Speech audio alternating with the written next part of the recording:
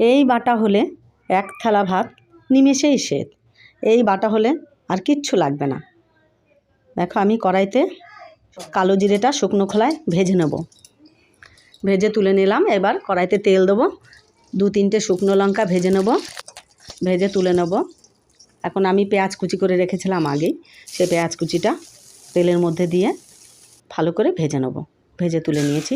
আবার অল্প তেলে আমি কুমড়ো ফুল, কাঁচা লঙ্কা আর নুন দিয়ে এটাও ভেজে নেব, ভেজে তুলে নেব।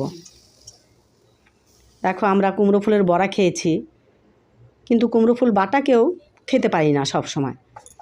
কেন সব সময় ওইটা বাটাটা খেতে গেলে অনেকগুলো ফুল লাগে, দেখলে অনেকটা ফুলেই কতটুকু হয়ে গেল। দেখো আমি শিলনোড়ায় কালো জিরে শুকনো লঙ্কা ওটা পিষে আমি পেঁয়াজ কুচি আর কুমড়ো ফুল বাটাটা করে নিচ্ছি ভালো করে বেটে। এটা মিক্সিতেও করতে পারো যারা শিলনোড়ায় বাটতে পারো না, তো বাটাটা শিলনোড়ায় করলেই বেশি ভালো লাগে। দেখবে বাড়িতে একবার করে খেয়ে